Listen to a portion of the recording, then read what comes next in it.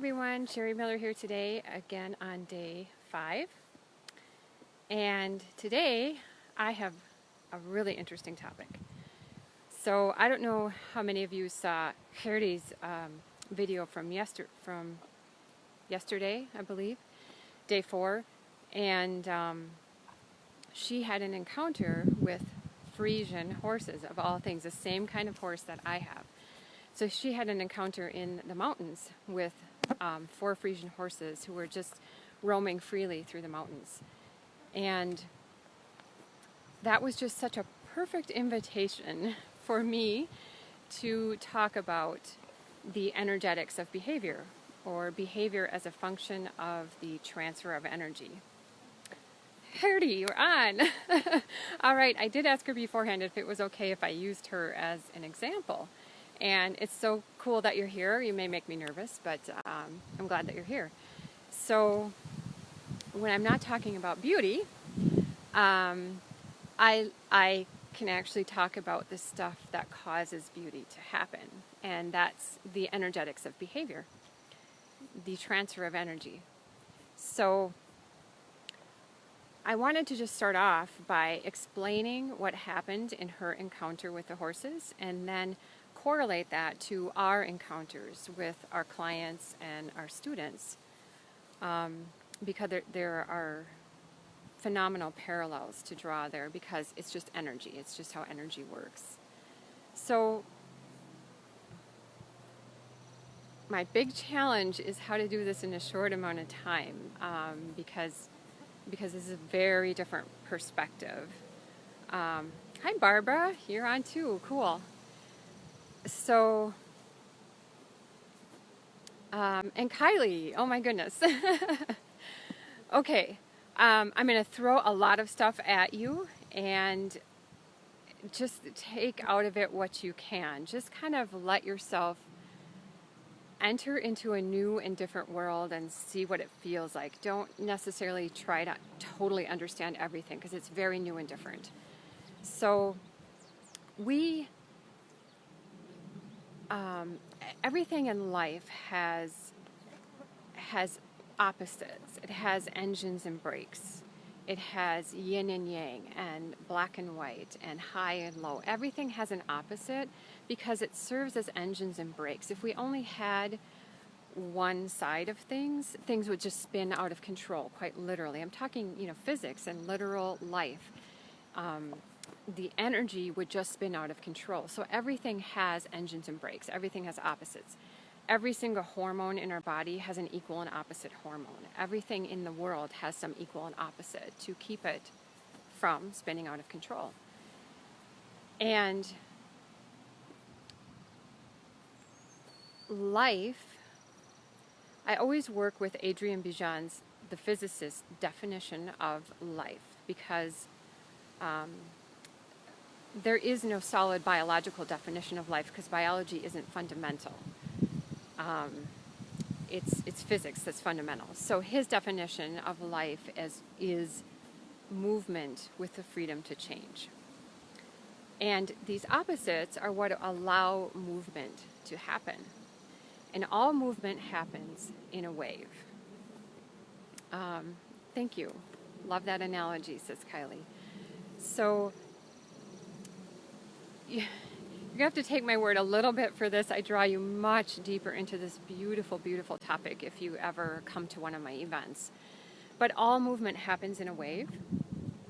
Sound waves and heat waves, and everything moves as a wave, including emotions move as a wave, but I'm not going to talk about that right now, but our physical movement as human beings. So walking and running and flying and swimming are all variations of a wave. And even reaching to pick something up, if we reach to pick it up, that is a wave that our arms make. And speech happens not only through sound waves, but through waves that occur in our body, in the vocal cords and in our lips and our tongue, and everything is making waves. And well-being happens when we are able to make a smooth wave with our life. in life in general, in our internal systems, in our voice, and in at how we move through life. So when we can incorporate the obstacles of life into our wave, we feel a sense of well-being. And when we can't, we feel dis-ease, which could be disease or stress or fear or things like that. But dis-ease in some form is what we feel when we can no longer move in a smooth wave. Stress and fear are just what it feels like to not move in a smooth wave. If that wasn't enough to throw at you, now I'm going to explain what happened in Gerdi's encounter with the horses.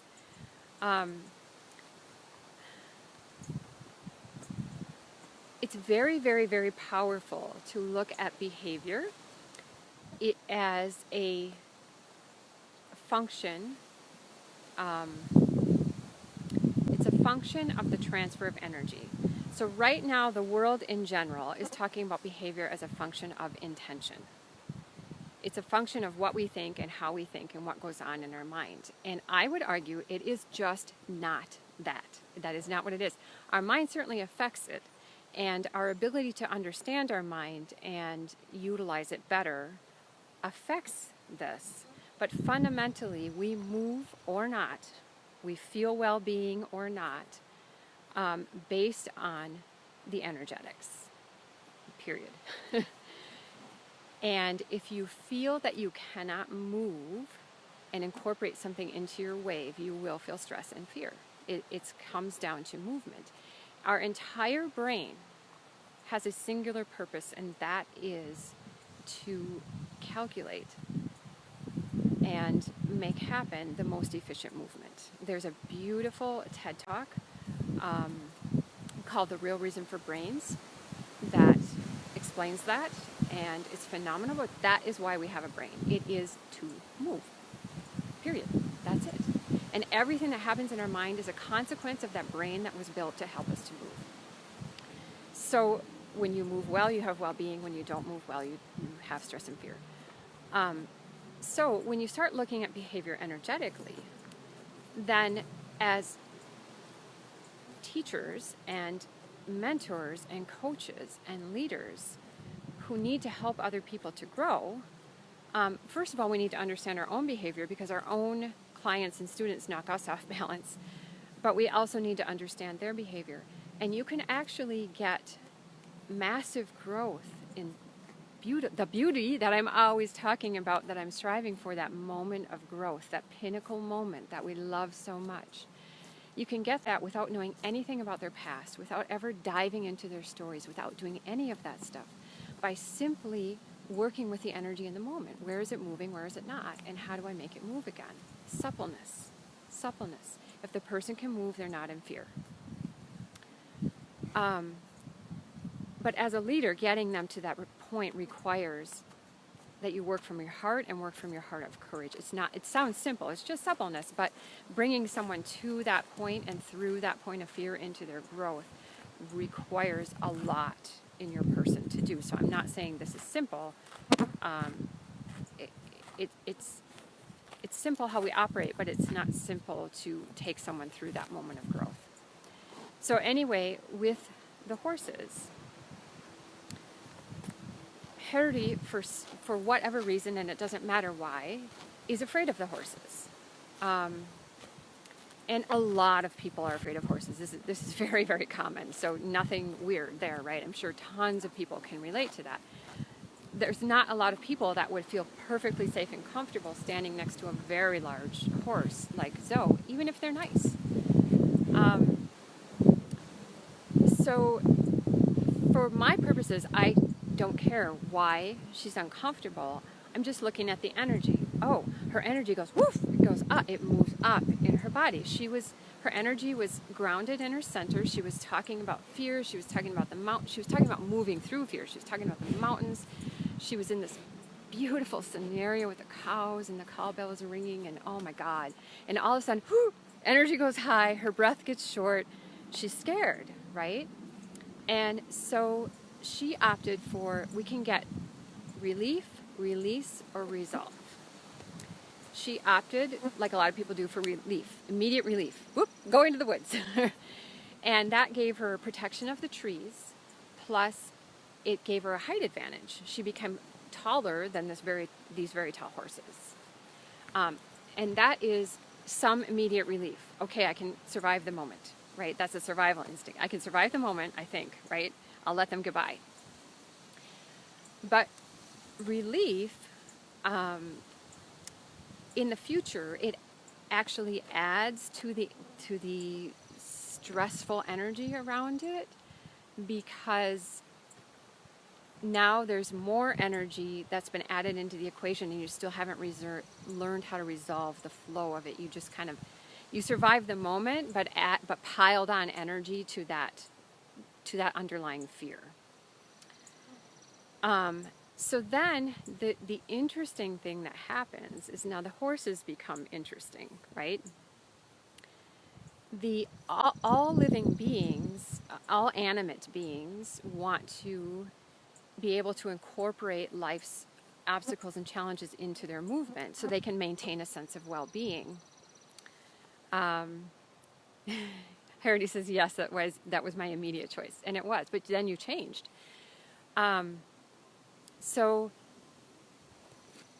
And this is not intention. We're not saying, oh, I need to incorporate this into my movement, right? It's just automatic. It's just how energy works. It's just how life works. That's the design of life, movement with the freedom to change, right? So that's the freedom that's happening is to be able to move better.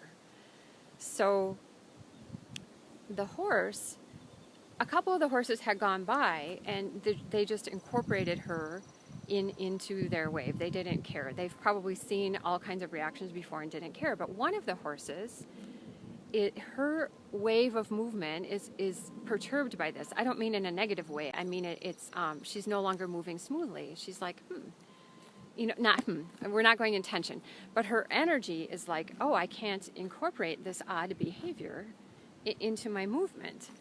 And two things can happen then. We can either flee in fear, or three things: flee in fear, we can get, stuck, or we can make the attempt to resolve it. So this horse wasn't so thrown off balance that she couldn't resolve it, but she needed to resolve it. So she engages Gerdi, right? The horse has this innate desire to be able to make a wave.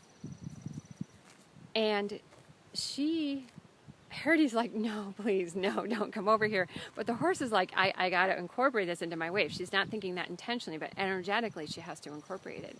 So she comes over and she's sniffing around and checking Gerdi out. And Gerdi, to her credit, decides to pet the horse. And that was so beautiful. And now she's moving away from relief towards some release. She released some energy in petting the horse. And in doing that, she hasn't hit resolve, right? Because the horse is still in the driver's seat here. Gerdi is still reacting. But the horse became very resolved. The horse energetically was like, oh, I made a wave. Now I can move on. She scratches her nose and moves on. It's resolved for the horse. Gerdi is no longer some oddity that she can't incorporate into her movement. She's resolved around that, and she moves peacefully on. Gerdi is not yet resolved. She got a little relief. She's glad for that, for sure, right? But there's still a lot going on for her. She's like, I'm still afraid of horses. So there is a follow-up to that. I talked to Gerdi privately, and there's a lovely follow-up to that, but I'm not going to talk about that right now. But resolve, the sense of well-being, only happens. It doesn't happen when you breathe. When you learn to breathe in that scenario, you get relief, but not resolve. Resolve happens when you are able to make a wave. The horse felt she could make a wave because she prompted something. She put something out there and got kind of an equal back when Gerdi petted her. So the horse became resolved. But Gerdi has yet to return the wave. It's like playing on a seesaw. It's like, hi, Joe. Cool that you're here too. Um,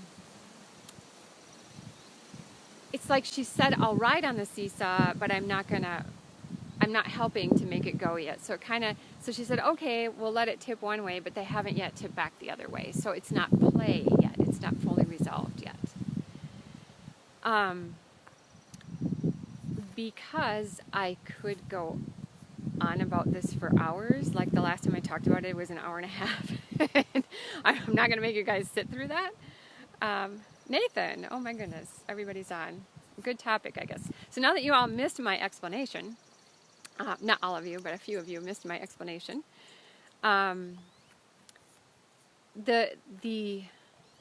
will continue to go deep into this because, as you can see, I'm really excited about it. I love, love, love having the light bulbs go on when people start feeling life as the forces of energy around us.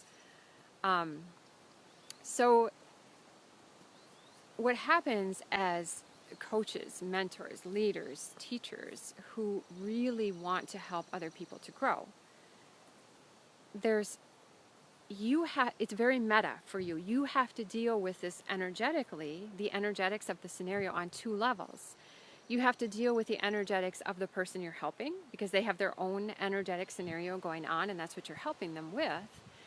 Plus, you have to deal with your energetics because when they are triggered, you will be triggered. There is no way around that. The only choice we have is in how we respond to that trigger. But energy in life works that way. I mean, you're supposed to be triggered when there's energy flying high, right?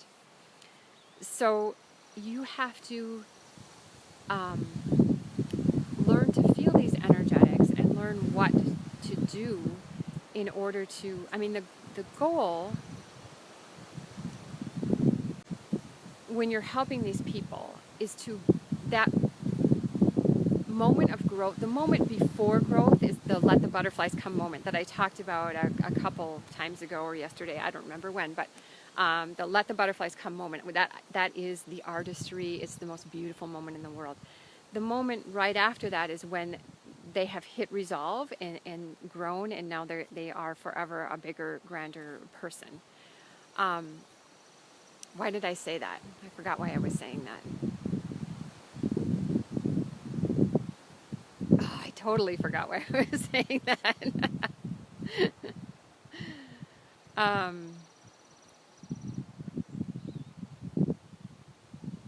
Oh, Gerdi says, go back to the beginning, people, because this is interesting stuff. Thank you for that. Wow, why was I telling you this?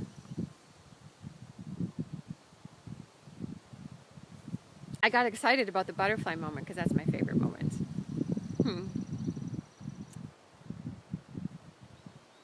Well, anyway, I'll just carry on in a new train. The goal, that's what I was talking about. Haha, thanks, Nathan.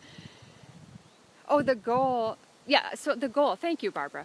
The goal of our work is to bring them to that amazing point of growth, right? Through that butterfly moment and into their growth, into their bigger person. And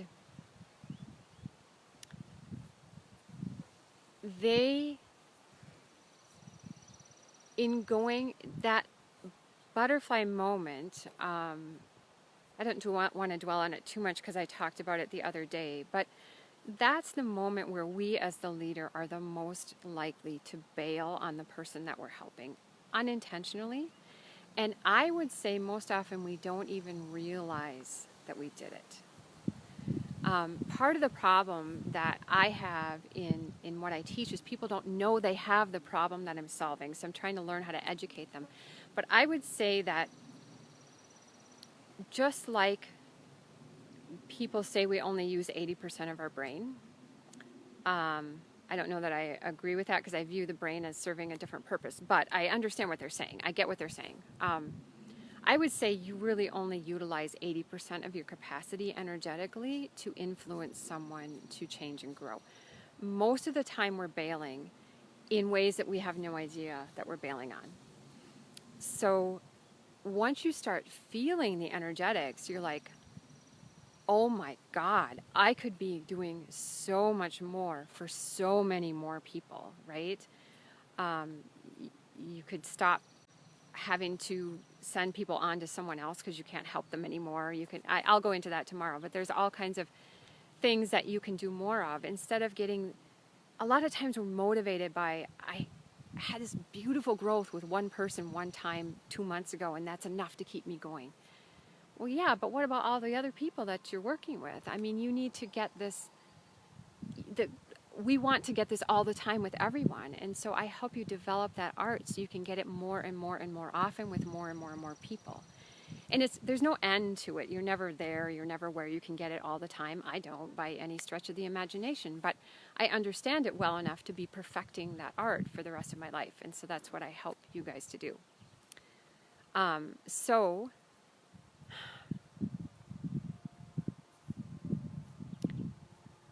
So I think I'm just going to wrap it up with one more concept because I've thrown so much out there. And not one more concept, but just another way of saying similar to what I've already said. And then I'll continue talking about this in future lives.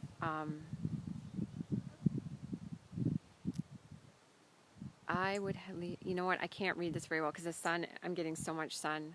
I'm going to have to read your comments later. So anyway, so all of this energetics that was happening, if you think back to Gerdi and the horses, and envision yourself as you and your students, which are the horse that scare you, and your students and clients with their own horses that scare them. What's happening in all the energetics is the yin and the yang that we have. Oh yeah, I was saying yin and yang for a reason earlier. The yin and the yang within us in these scenarios are hunger and balance. Hunger and balance. And when you start realizing how much we talk about life as variations of hunger and balance, let me digest that. I thirst for more. Things like that just knock me over with a feather. We talk all the time in terms of hunger and balance, right? And we're giving clues to where we are in that hunger and balance, yin and yang going on. And hunger is the stuff of the gut. It's the stuff that loves variety. It loves to take things in. It moves towards things so it can take them in. It's absorbing. Your gut is absorbing, but also emotionally it's absorbing.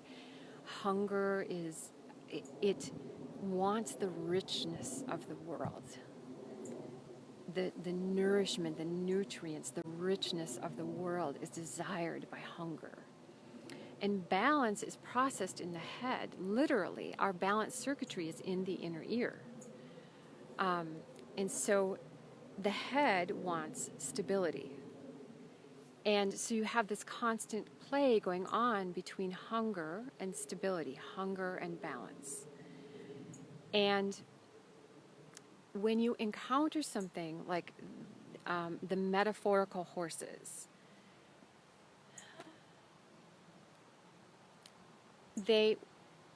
when something comes into your awareness, it did knock you off balance. That's why it came into your awareness. It could have been just teeny tiny. It could be a coffee cup that knocked you off balance because you want coffee, right?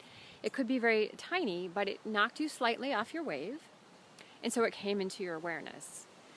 And because life is movement with the freedom to change. I'm throwing so much at you. I'm sorry. I'm excited.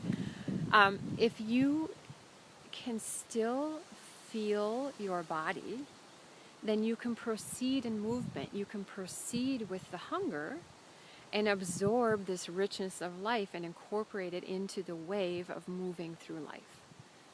And literally the wave of your stride, or the wave of your arm, or the wave of everything else, but also the meta wave of your life. If that encounter, when it knocked you off balance, you severed your head from your body and went into your head and you can no longer feel your body, now guess what? Oh shit, I need balance. I don't know where I am in relation to the world around me. I don't know where I am in relation to the ground. I don't know where I am in relation to the obstacle. This is the problem of life. I lost my sense of self in relation to whatever I'm encountering. And now I can't move.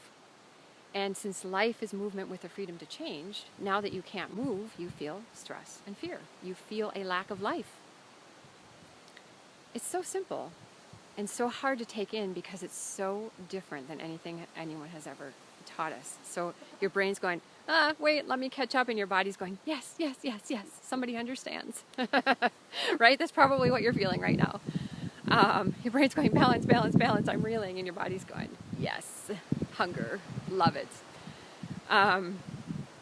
So you're constantly working in the hunger imbalance. And as long as you can still feel your body, you can proceed with the wave of life. And so getting those majestic moments of growth in others is about enabling them to feel their body as they're moving through the scenario. It doesn't matter what caused that energy that they have around it that pops up that's more than they can flow. They don't have the capacity to float at the moment. It doesn't matter what the story is behind that. It just matters that the energy is there. Just follow the energy. And then how do they get resolved? How do they move in a wave with that energy? So you can really powerfully take people to these beautiful moments. Oh, you guys are loving this. This is so exciting for me. Am I finally doing something that works? I'm excited.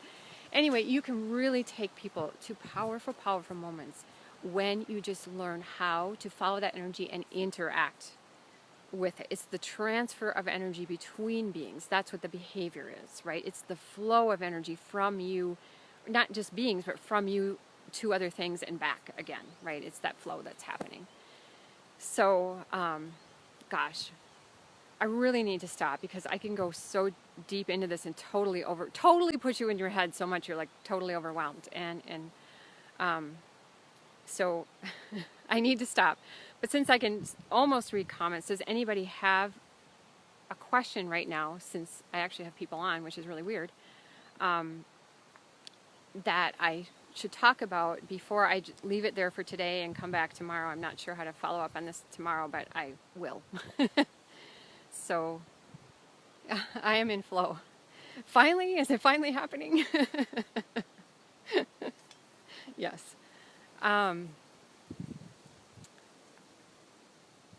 Yeah. I mean, this is how I am in my workshops, when I do workshops, because I feel like I have the time I have people do exercises so they actually feel the energetics. And I feel like I have the time to explain it in many different ways and go over and over it and not just throw it at them. So I've been really resistant to talking about it because I just have felt like I needed more time and space, and I want to be in the room when I'm explaining it. I want to feel the energy. I want to feel what you're doing, and I want to be able to work with it. I want to do what I'm teaching, right? I don't just want to tell you it. So I've been so resistant to talk about this stuff on these Facebook videos, but clearly I should do more of it. But, the end goal is to be in a room together. I mean, there's just nothing like it. There just isn't. And that's, I don't know what else to say. There's just nothing like it. We all need to be in a room together. So let's aim for that. I have the sun again. Oh my goodness. I don't know. I have no idea if you guys are asking questions. I just cannot see this right now because of the glare. So I will answer them in written form if anyone even has a question. You might be just commenting.